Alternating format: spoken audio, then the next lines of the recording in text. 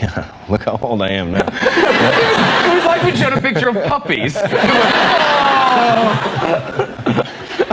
And then it was that first summer in reruns that it made it up into the top 5, and then it kind of stayed there for the whole 10-year run. And did anyone prepare you for what was going to happen? That you were going to get that famous?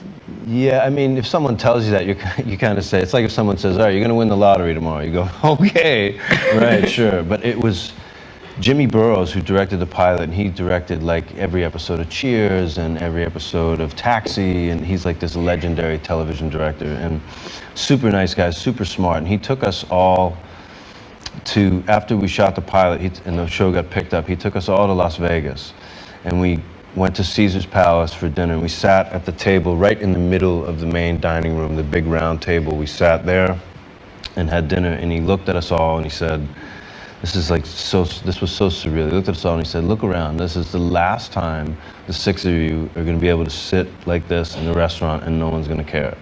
And we were all like, what are you talking? And it's this guy talking, and he's like a god in television, so you have to believe him. Yeah. And he was kind of right. Dead right. Yeah. It was a rocket ship ride. It was a lot of fun. We had a great time. Yeah. And Zach, when that happened to you, because it's a similar thing where you were suddenly so famous, were you sat down? Did anyone kind of warn you it was going to happen? Did anyone give you advice? Did Disney have a department for that? No, I mean, literally the conversation that he just said, that was exactly how it was. You don't want to believe it. You don't. Jimmy Burrows took you out too? No. He told us we were the only one! No, but in all seriousness, there's not a bone in your body that believes that it could happen, and somebody up there is aware and says, you should cherish this moment. And I'll never forget, I sat down for a conversation very much like that one. And then, a similar thing happened to me as well. So my manager, he took me out for dinner to Nando's. And I'll never forget. He said to me, look around, get used to it. I like Leave down the end, ladies and gentlemen. It is Nando's story. Thank you. The great thing that Episodes has done that Friends never could, it has delivered a Golden Globe to your door. Congratulations. Well, thank you.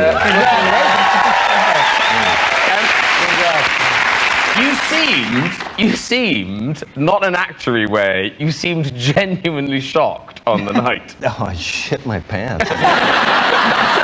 That was my 4th nomination. I was so prepared for them to say someone else's name. I know the drill. As soon as they don't call your name, you just pop the champagne and start boozing it up. It makes that wound feel a lot better. Yeah. And they called my name, and I remember everything kind of slowed down, and I said to myself, wow, that sounded an awful lot like my name. And I look up and everyone's looking at me, and then it was just, everything else was kind of very strange and blur. And I remember Claire Danes she had won earlier in the evening, and she talked about Temple Grandin? For Homeland. Yeah. Oh, yeah, of course, Homeland. And she talked about how when she won for, I think, Romeo and Juliet, when she was like 13, she forgot to thank her mother. And she, in her acceptance speech, really went off about how valuable her mother's been to her and how supportive. So all I could do was focus on that. I was like, oh my God, she's right. And I had something prepared just in case. And then I was focused totally on my mother. And I was like, okay, now I don't know what I'm gonna do. I'm gonna work my way up there, and I looked down in the crowd, and everybody's staring at you. And it's the weirdest thing. You're on stage and you recognize everybody in the audience, you know what I mean? And it's not like, no one's on like a shitty show or movie. It's all like top shelf people, you know what I mean? And I looked down and made eye contact with Steven Spielberg, and I just felt myself start to sweat. And I don't remember much after that. But it is fantastic and well deserved. Well, listen, not all awards are as glamorous as the Golden Globes or indeed the BAFTAs.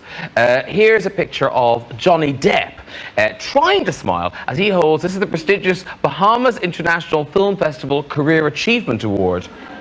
Beautiful. His face looks like you found Nemo. Is it something you'd see in the airport gift shop and think, who'd buy that? It's now an award. Hey, Sean Connery's got a lovely Lifetime Achievement Award. Absolutely marvellous. That expression, yeah. Yeah, it's a sort of He it's like doesn't believe it. It's like a really? Where am I going to put this? Here's golfer. This is a golfing award won by the golfer Christy Kerr. That was fun. What's wrong with that? Outstanding. I don't see the problem with that at all. Apparently, it's the angle of the picture. Sure it is. Yeah, that's it. Finally, It's exactly the excuse my wife used when that's also photographed. finally, this is genuine. This is the American Army National Guard Wrestling Award.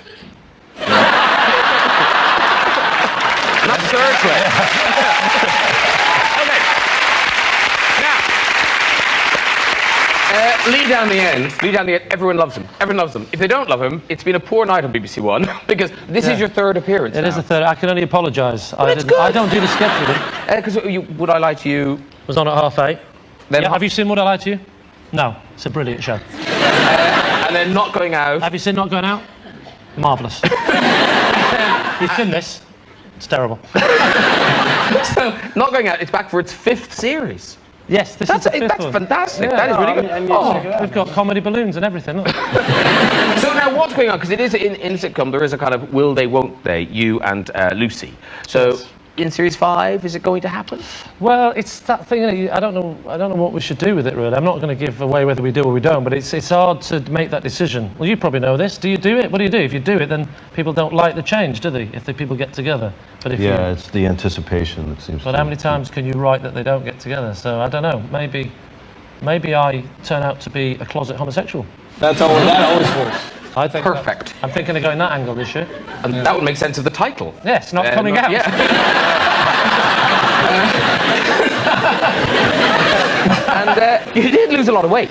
I did. I lost almost 2 stone in about 2.5, 3 months. Yeah. How did you do it? Well, I did a diet that I don't want to recommend because it's really bad for you. But you know which one it is. It's all the meat. Kidney stones or Kidney what kind of stone? 2 stone. Kidney stones? Oh, pounds. You want to know how many pounds, don't you? How many pounds are there in a stone? No, I We never don't- know. we don't do I have that. so many American. 14, right? 14 About 14. Oh, I feel 14. I lost. 14. It's pronounced 14. So 28 Why am I on a pounds. British chat show and I'm in the minority? How does that work out? 28 pounds. You lost 28 pounds. So you lost 28 pounds. No, I didn't. I lost 2 stone. No, you joined in. I lost almost 2 stone, yeah, because I started to get a bit vain and I thought I had to strip off. 28 is 28 pounds. Yeah. Yeah, but I don't want you to 28 say pounds. I want you to get all British. I want everyone to understand what we're talking about. I want them to go, wow, that's a lot. all right, what if- That's a lot. Come on. Let's not forget the Europeans. How many kilos is that, Graham? 12, 13 kilos. 13 kilos. Yeah. Excellent. Well done. No one cares about the Swedes. Forget it. But why did you do it? Well, because I had to strip off twice. And see that? One screen for me. He got one screen. And she's with me. She's in with me. So yeah, I got a bit vain. I thought I just started. I was 14.5 stone. That's like 100 pounds.